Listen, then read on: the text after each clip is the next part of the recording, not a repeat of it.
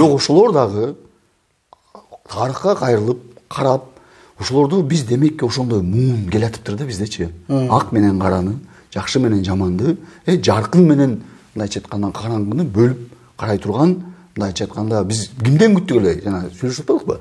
Аксакалдардан күткөнбүз, интеллигенциядан күткөнбүз. Чоң келушубуз, анан менин таң калганым эле ушул акыркы ушул биздин күн тартипти ушул экс-президенттер эле эле ушуларды жараштырыш керек деп элечи. Ушуларды алып келиш керек. Башка приоритеттүү маселе жоктой да. Калбай калган сонун ынтымак мисалы жарандардын көбү тиги даттанса, омбудсменге барбайт.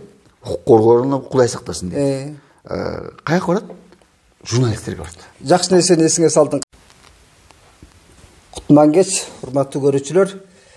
Биздин бүгүн мейманыбыз Руслан Акматбек, саясий эксперт жана жарандык коомдун эң активдүү мүчөсү. Анан мен жарандык коомдун мүчөсү дегенди сыймыктануу менен айтам да, себеби ага кайрат керек экен. Анан сергек ой жүгүрткөн учурдун күрөө тамырын кармап турган бир сезимталдык керек да. Анан сенин Facebook'тагы посторуңда карап коем, жылмайып коем, себеби бүгүнкү бийликтин кулк мүнөзүн чагылдырган кичинекей эле 200 сап менен туюнтуп койгон ар кимдин колунан келбейт да. Ошондон улам соңку кырдаалга мындай басым койсок дейм. Биз жакында жаштардын, политехтин студенттеринин мындай бийликке дагы Акаевдин жанагы лекция окуйт дегенде бир чоң бир моралдык сокку болду да, күтүүсүздөнчү. Демейде биз баягы оппозициялык күчтөрдөн же болбосо бир даректүү бир аксакалдар же белгилүү инсандардан ошондой соккуну күтөсүң да, бир адилеттүү сөзүн айтып коет депчи. Көрсө бизде коом алмашып атыптыр. 50 жылда эл жаңы деп илгери айтчу эле, бирок азыркы жашоонун темпи менен технология өнүгүп аткан дүйнөлүк интеграциянын кадамында ата-бабалар ал айткан сөз актуалдуу болбой калды. 10 жылдан кийин өзгөрүп калды муун. 20 жылдан кийин өзгөрүп. Мына соңку жылдарда окуядагы Акаевдин келиши, ага чейинки Бакиевдин интервью бериши коомдогу абдан нааразычылыкты болуп көрбөгөндөй күчөттү, бийликтин рейтинги ылдый ушунчалык төмөн болуп көрбөгөндөй түштү окшойт. Бул жолкусунда нааразылыктарын дагы буга чейин унчукпай келгендер тимеле жан ачыгандай комментарийлер болуп атты. Анан ушуга борбордук бийликтин макулдугусуз болгон жок деп ойлойм да, Бакиевдин интервьюсу. Дегеле сенин анализиң кандай ушуга? Биринчиден Олжобек баягы сиз мындай рахмат жана сөзүңүз үчүн. Баягы анан сиз чакырып ушинтип баягы маек кылганыңыз үчүн дагы чоң ыраазычылык да. Себеби азыр биз Кыргызстанда ушул биздеги болуп аткан жанагыдай окуяларды, көрүнүштөрдү, көйгөйлөрдү биз аз талкуулап калдык да. Биздин коомдун өзгөчөлүгү Кыргызстандын башка өлкөлөрдөн, кошуна өлкөлөрдөн өзгөчөлүгү артыкчылыгы ошол болчу да. Биз өзүбүздүн кандай гана болбосун баягы көйгөйлөрүбүздү, биздин баягы кемчиликтерибизди ачык талкуулап көнгөнбүз. Ошол талкуу кандайдыр бир аларды өзгөрткөнгө, оңдогонго алып барчу. Анан бирок акыркы учурда бул жанагы азыркы жаңы бийлик доордо мындай сындабайлы, кечке негатив жазбайлы, кичинекей тамга менен жазалы, турист келбей коет деген болбогон сөз менен, бул калыптанып калган маданияттын да жокко чыгаргысы келип атышат да. Бул аябай туура эмес. Биз тескерисинче бүгүн эми өлкө баарыбыздыкы да. Өлкө деген бир гана ак үй эмес да, ак үй же өлкө деген президент эмес да. Өлкө деген коом баягы өлкө баарыбыздыкы. Ал жерде эгер кемчилик ката болуп атса, бийлик ката кылбайбы? Кылат.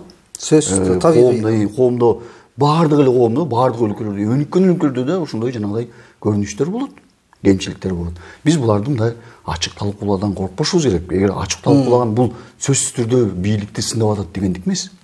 Тескерисинче ошо бийликке колдоо көрсөтүү да, бийликти түз жолго салуу, эл канчалык нааразычылыгын билдирип турса, бийликтин аракетин көзөмөлдөп турса, тескерисинче бийлик жаңылыштыкка жол бербейт эле. Ооба, биздин колдогонубуз ошо сындаганыбыз да. Биздин колдогонубуз кайдыгер карап жатпайбы. Биз анткени жаран катары бул өлкөбүздүн баягы чын эле жакшы өлкөдө жашагыбыз келет, бактылуу өлкөдө жашагыбыз келет. Биз деле ошол биздин жанагы президент менен сыймыктангыбыз келет. Бизде ушундай башкаруучуларыбыз бар деп, адилеттүү, калыс, өлкөнү алдыга жылдырган деп. Ошон үчүн сындап атабыз, ошон үчүн кемчиликтерди айтып атабыз. А бирок азыр жанагы түркөй бир көз караш менен сындаба, айтпа, сен пейилиң оңдо, андай ниетиң оңдо деген баягы болбогон нерселер менен ол жаап атышат да. Биз башка суроого так кайрылалы. Жанагы өткөндө өзүң да пост жазбадыңбы? Мигранттарды кайтарып келем деп эле биз тескери түшүнүп алыпбыз деген. Жанагы эми бул баягы айласыздан жазылган сөз да. Эми сиз жанагы айтпадыңызбы? Мен чынын айтсам, мен студенттерден андай нерсе күткөн эмесмин. Ооба, күтүүсүз болду. Күтүүсүз болду. Бирок абдан кубандым. Себеби дегенде, баягы акыркы окуялар, могу активисттерди камоо, Кемпир Абад окуясы, анан кийин жанагы бүтпөгөн сот процесстери, андан кийин баягы улам эле баягы мисалы акыркы сиз дагы байкап атсаңыз керек. Массалык маалымат каражаттары боюнча мыйзам, НКОлор боюнча мыйзам. Азыр мына көчө бүгүн тиги жанагы чет элдик агент деп улам эле баягы жарандык коомду, эркиндикти, өз алдынчалыкты, мындай көз карандысыкты жок кыла тургандай нерселер чыгарып аткандай да өзчө. Мындай түптөлүп калган баалыктарыбыздан биз ыктыярдуу түрдө мындай баш тартып аткандай бир демилер чыга баштады да. Мындай эркин журналисттерге да өгөй мамиле, азаттыктын жабылуусу мисалы. Азаттыктын жабылуусунан дагы кечээки жанагы Садыр Жапаров журналисттер менен, блогерлер менен жабык эшик артында жолукканычы, аны позитивди талап кылганычы, мунун өзү баягы күчтүү инсан өзү менен өзү күрөшөт да. Булар азыркы бийлик ошол сын айткан, бийликтин кемчилигин көрө билгендерди уйпалап жүдөтүп атат да. Ооба. Жанагы суроогуңузга келе турган болсок, ошол мендеги үмүттү аябай жанданды. Демек, мисалы ошол студенттер, мисалы бүгүн студенттер канча жашта? 20-нын тегереги. Булар Акаев доорунда деле жашаган эмес, мисалы. Мындай. Мисалы Акаев доорунда төрөлүшкөн бул студенттер.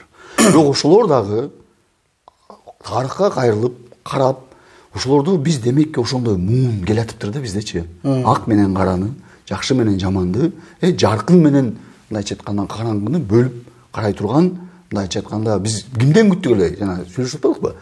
Аксакалдардан күткөнбүз, интеллигенциядан күткөнбүз, маданият кызматкерлеринин, тарыхчылардан, эми баягы улумундан, журналисттерден күткөнбүз. А бирок күтүүсүз түрдө баягы студенттер жарк этип айтканда. Мен мындай акцент кое элем да, ушул жаштаргачы булар өздөрүн сыйлаган муун келатыптыр да, өздөрүнүн укугун эркин тебелетпей турган, мына өз кадырын билген коом деген ушинтип калыптырыш керек дейм. Баягы макул эмеспиз биз деген жаркын жакта жашагыбыз келет.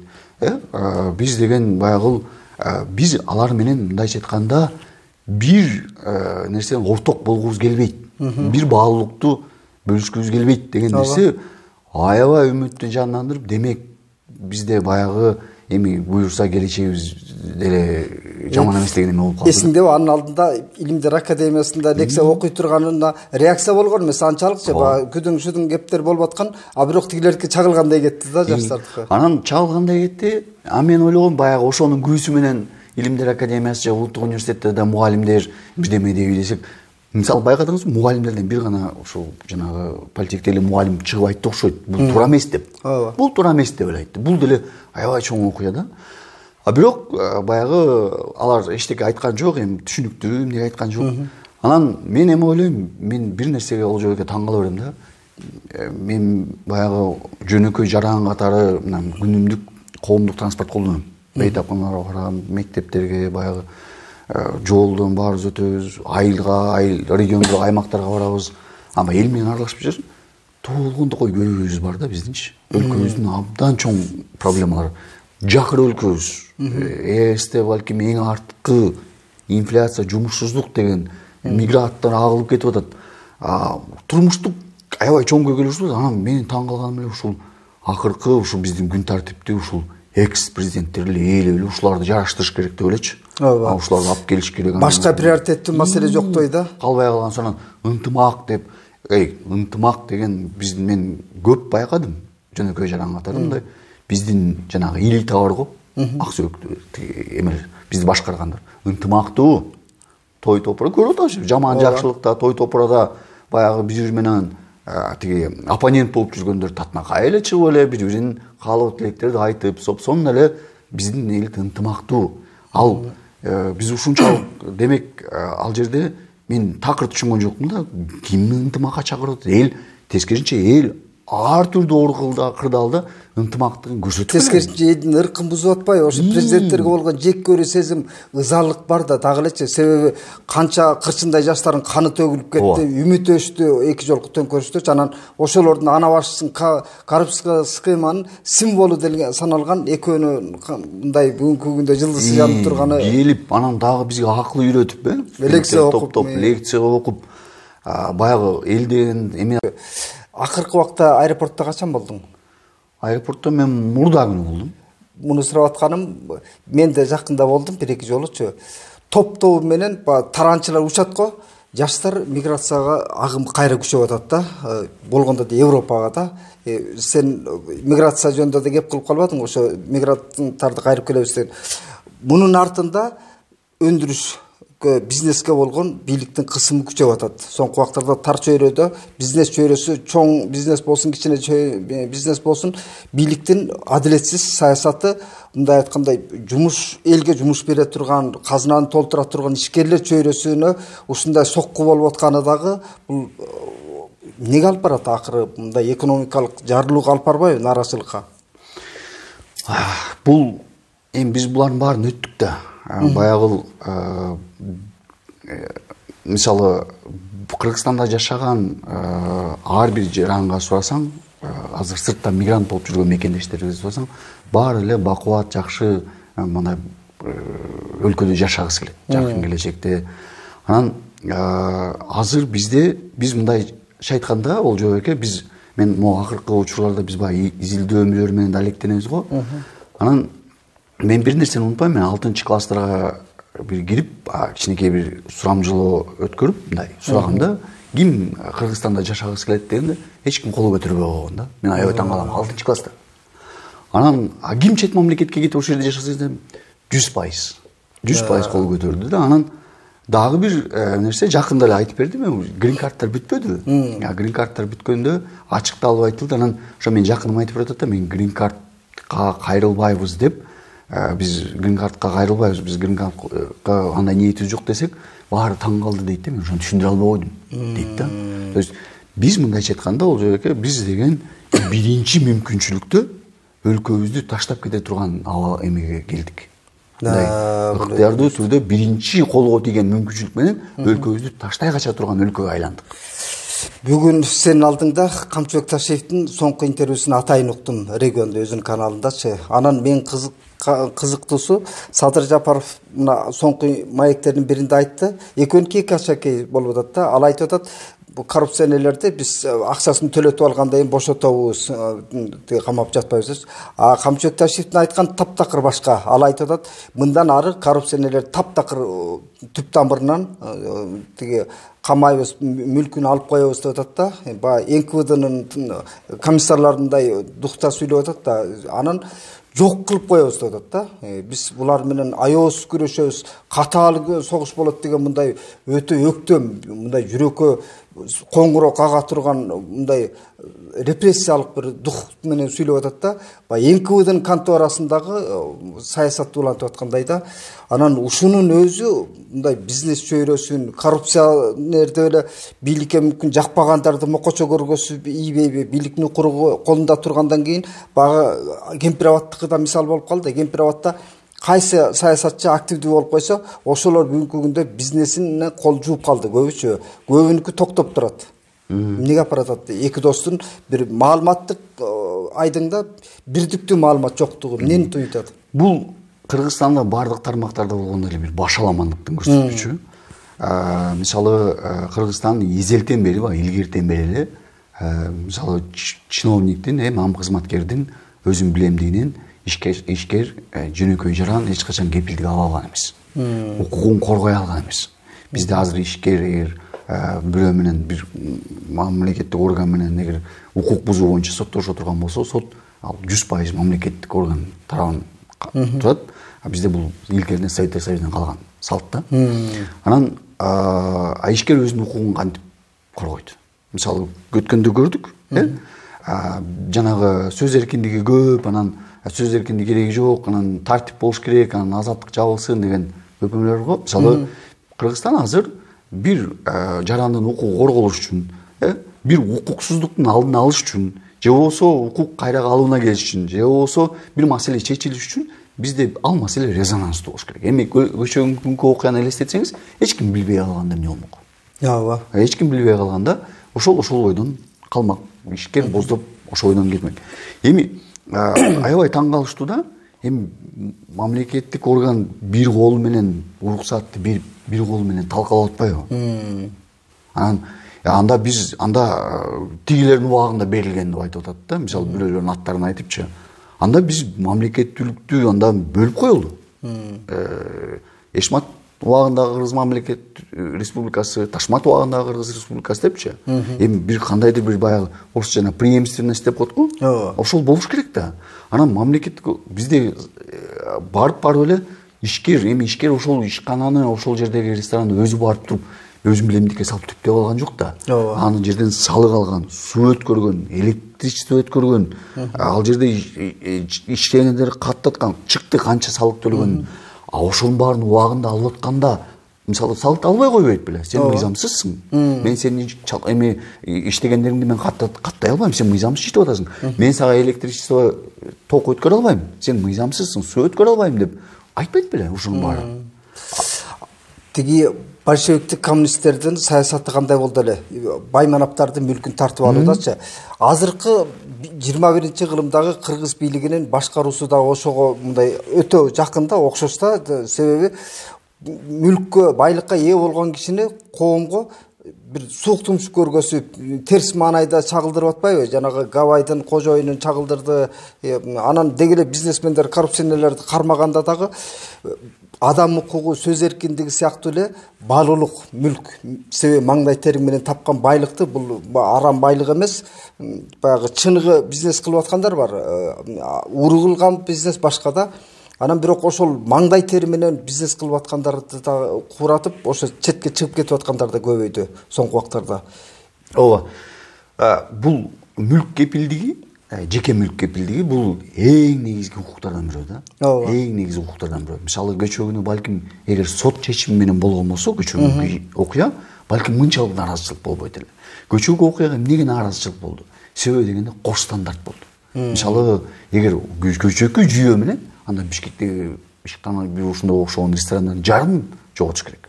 Жарымын жоготуш керек. Мисалы эмне үчүн мисалы Ататүрк паркына тиешелүү же башка жерлерге тиешелүү иликтөөлөр чыгып атат, алардын мүлкүнө тийбейт. Мисалы сиз эмен көрдүңүз беле? Шопоков көчөсү менен Фрунзе көчөсүнүн кесилишинде, Ибраимов көчөсү менен Фрунзе көчөсүнүн кесилишинде ортодо тротуарды жаап, мисалы ага эч ким эчтеке дей албайт. Бирок бирөөлөргө барып мындай ушул мындай укуктун, тартиптин, мыйзамдын жалпы текши тарабаганы адамдарда баягы абдан наразычылык жаратат. Эмнеге бирөөгө болот, бирөөгө болбойт? Мындай тең болбой атат да. Бу эки достуң мыйзамды сыйлайбыз, мыйзамды оозуна түшүрбөгөн менен, бирок мыйзамга карама каршы келген көп логикалык бир акылга сыйбас нерселер болуп калды. Бир мындай принцип жоголду. Бир принцип жоголду. Эмнеге карата мисалы болот, эмнеге карата болбойт деген нерсе. Мындайча айтканда, мүмкүн болот. Эмнеге азыр мисалы жарандардын көбү тиги даттанса, омбудсменге барбайт. Укук коргооруна Кудай сактасын дейт. Каяка барат? Журналисттерге барат. Жакшы нерсени эсиңе салдың. Камчыбек Ташита бүгүнкү интервьюсунда айтып атат да, тиги мага каччасын, жеке мага кайрылсын, мен убактын бөлөм дейт да. Сен айтып аткан нерсе ошо үстүнө түштүң. Тескерисинче мындай сотко кайрылбай, кайрылар инстанциясы эркин журналисттер болуп калды да. Анткени маселе көтөрүлүп чыгат, эл билет, коомдук пикир түзүлөт, коомдук пикирге анан жана биздин бийлик кулак салат деген түшүнүк менен канчалык резонанстуу болсо менин маселем чечилет деген тиги эме да маселе.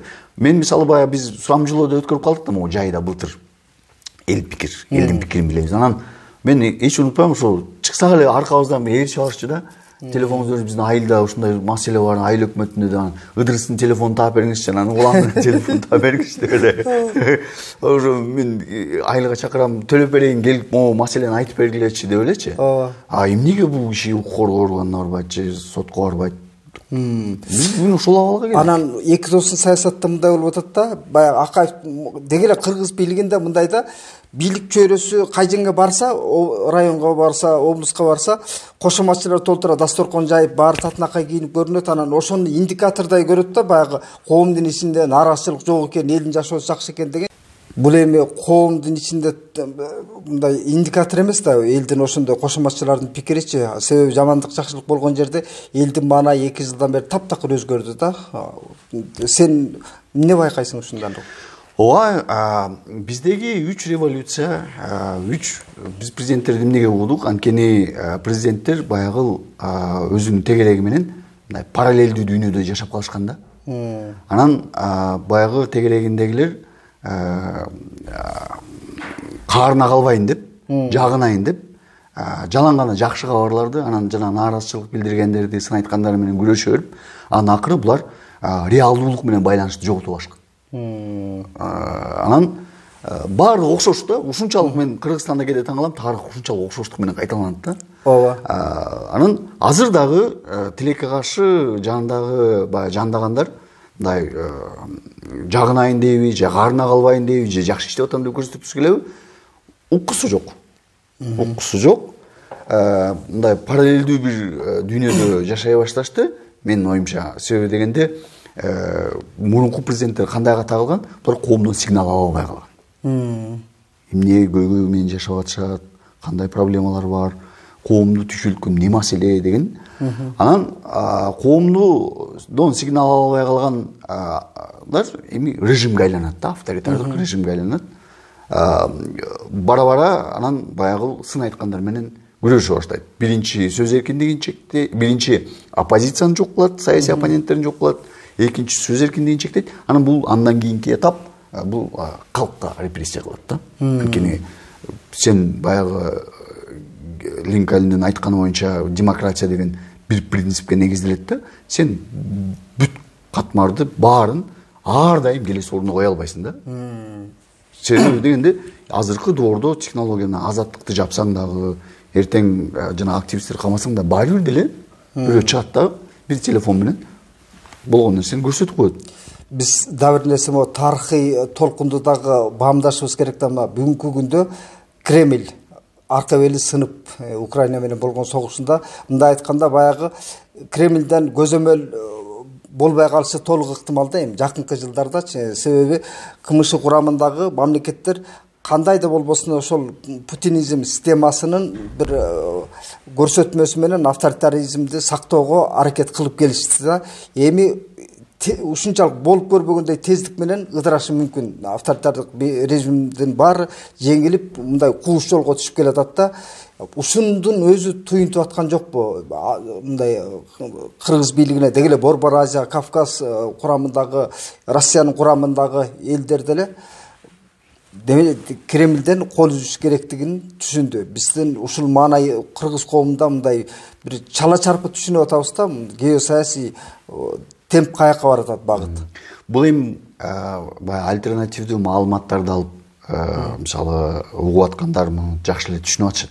Анткени өзүнүн бир тууган деп эсептелген Украинага кандай зордук зомбулук кылып, азыркы 21-кылымда агрессия кылып басып алса, анда бул бизде эмне кылат, бизге кандай саясат жүргүзөт деген өз элине болгон кыянаттыгын да көрсөтөт да. Мисалы 200 миңге жакын аскер өз уулдарын от койдаган башка бирөөнү аямак беле. Ооба десең. Анан эми бирок биздин эң чоң буга тоскоолдук эмне болуп атат? Мындай болуп аткан абалды түшүнүш үчүн эмне тоскоолдук болуп атат? Пропаганда. Пропаганда бул биринчи баягы бизде соцпакет аркылуу ОРТ, РТР эркин, орус медиалары эркин пропаганда алып, актык, караны ак деп көрсөтүп атканы. Экинчиден биз эл аралык окуяларды өзүбүз дагы чагылдырбай атабыз. Өзүбүздүн күчүбүз менен. бул суроону берген себебим да мындай болуп атат да, жана сөз эркиндигине болгон кысым, ошол азаттыкты деги эле эркин журналисттерге болгон кысым, Кремлдин мыйзамдары биздеги демеле көчүрмөсүн эле кайталап атышат да. Ошону мыйзамдарды сунуштап атып эмнени ойлонуп атышат? Себебичи бул мурундан алысты көрбөгөн саясат болуп атат да. Кремлди мындай Олжобек, мен таң калам. Кремлди мындай коюңуз. Өзүбүздүн эле тарыхты караса жетишмек да. Жетиштүү болмок да. Ооба. Мына ким гана аракеттенбеди сөз эркиндигин чектейм деп. Сын айткандар токтотом деп. Илгери эле баягы кечке эле негатив жаза бербеш керек. Бирдемеси эле сунуштагыла, силер сын айтпагыла, сунуштагыла деп.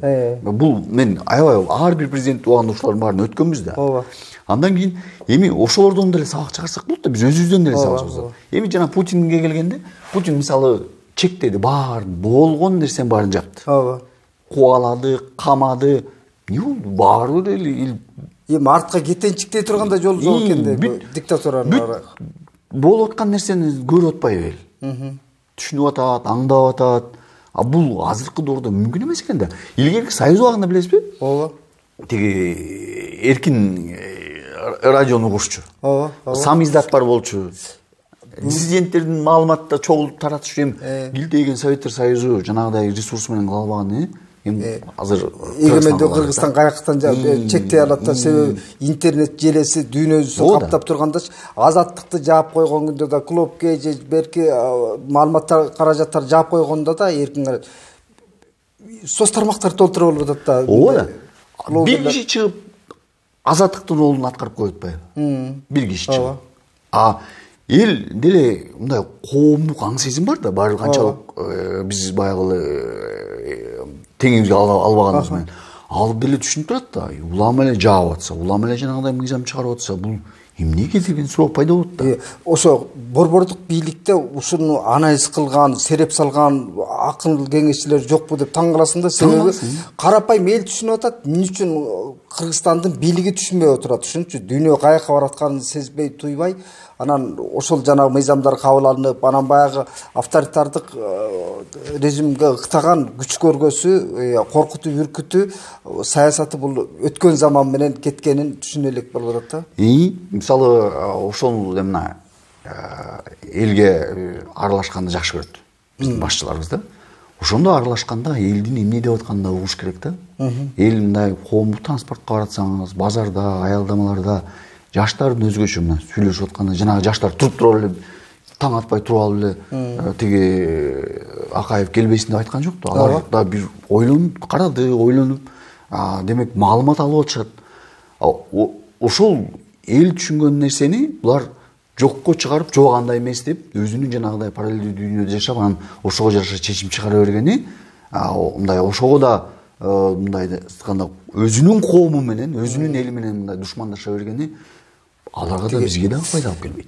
Бийликтин кулктун өзү мындай болуп атабы дейм да, баягы Кемпир абад боюнча активисттердин баарын камады, ооз ачкандардычы. Анан элде баягы массалык депрессияда болот да, стресс болот. Анан ошол апатты мынтип ойлоп атат да буларчы. Эл коркуп калды, ушун менен саясатыбызды улантып кетебиз деген бул убактылуу сарасеп болуп калышы мүмкүн да, себеби эл күчү сел качан болсо жана деңизде эле түбүнөн толкунду көрбөйбүз да, түбүндө бул көтөрүлүп келаткан, кайнап аткан толкундучу. Анан өткөн өзүң айткан студенттер сыяктуу бул коомдун бир гана мындай ядросу да, жалпы коомдо наразылык чынында күч, кымбатчылык кандай болуп атат. Анан адилетсиздикке чыдабайт башкасынан дагычы. Мейли социалдык деңгээл, жашоо деңгээли итти ыйлагыс болсо дагы баягы бирок эл адилетсиздикке чыдабай. Ооба. Россиядан айырмаланган бир биздин өзгөчөлүк бар. Россияда мисалы элдин нааразычылыгы эмнеге мындай чыкпай атат? Себеби дегенде Россияда баары бир деле ресурс көп. Ооба. Жанагыдай маяна, пособие, төлөмдөрдүн баары аткарылып атат. Мамлекеттин күчү бар, кандайдыр бир жаманбы жакшыбы иштеп атат да. Анан баары бир деле жаманбы жакшыбы бизге салыштырмалуу экономикалык жактан эми өнүккөн ресурсу бар. Камсыз кыла турган да ресурсу күчтүү да. А бизде балким эл мисалы анча-мынча нерсеге көңүл бурмак эмес, эгер мисалы азыркы реформа жасаса, турмушту жеңилдетсе, бир жеңилдиктер тартылса, бирок ошол бойдон дайым, значит. Ошол бойдон келатат да.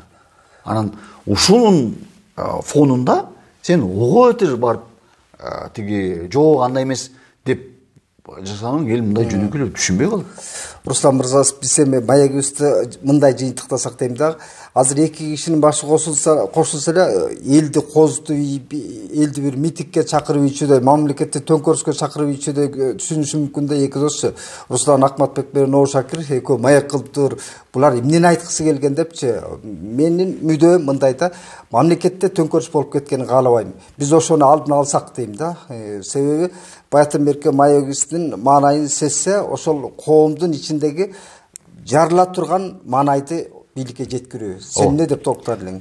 Мен айтат элем, азыр эч ким баягы ошол оппозицияда болгондор деле, журналисттер деле, нааразы болгондор деле жанагыдай мыйзамсыз иш аракеттерге үндөбөйт да, аракет да кылбайт. Себеби дегенде, коомдо биз эми бул жанагы 3 революция баары жыйынтык бербейт. Революция деп эле төңкөрүш дейлиби? Төңкөрүш жыйынтык бербейт экен. Биз башкача өзгөрүшүбүз керек экен. Биз мындайча айтканда өзүбүздүн ката кемчиликтерибизди көрүп, биз өзүбүздү оңдошубуз керек экен. Коом менен бийлик эри шаркак болуп, бири-бирин угуп, диалог болуп, ошол диалогду түзө албай атпайбы? Коркпой, үркпөй, тартынбай. Биз деген бир кемеде бартабыз да, мындайча айтканда, бир кайыкта бартабыз. Ооба. Ал кайыкта Кудай сактасын бир тешик болсо эмне? Бирөө аман калабы? Же болбосо бирөөгө жакшы болобу? Бирөөгө жаман болуп, бирөөгө жакшы болбойт, баарыбызга зыян тийгизет. Ошону баардык Кыргызстанда жанагыдай бүт өкүлдөр, бийлиги да, оппозициясы, коомдун баардык жарандык коому, журналисттери, интеллигенциясы, маданий ишмерлери, окумуштуулар, жаштар, фермерлер, ишкерлер, балким ушу катмар баары биригип, мындай биздин өлкөбүз каяка баратат, биз негизи каяка баратабыз, багытыбыз кандай? Баарынан эле сурасаң, ушу бир багытты белгилеп алсак, каяка макул. Мисалы, билесизби, эч ким деле бийликтен укмуш реформаларды деле күтпөйт. Ооба. Күтпөйт. Анткени баарыбыз чама чаракыбызды билебиз. Адилеттик башкаруу эле. Ошо жолго түшсөк деген эле үмүт. Ошо жолго түшсөк, эртели кеч барабыз. Эми колубуздан келгенди кылабыз. Анын үстүнө биздин коомдагы өкмөттөн көп нерсе күтпөй, өз алдын жогат кылган үйрөнүп алган да. Кылсак, жолтоо болбосун. Биз колдойлу, ошо жолго түшсөк деген, мындай мен ошо канча жылдан бери ошондой бир чогулуп отуруп, биздин көйгөйүбүз эмне, кантип чыгабыз? Анткени бир жана проблемалар ички эле маселе эмес да. Сен айткан жанагы сырттагы аябай маанилүү чоң көйгөй болуп атат. Мисалы, баягы чоң чакырыктар турат да, мындайча айтмакчы. Азыр дүйнөнүн абалы өзгөргөн да. Аны маектин экинчи бөлүгү кылалы. Бул биринчи бөлүгүбүздө да мындай жыйынтыктар эле, урматтуу көрүүчүлөр.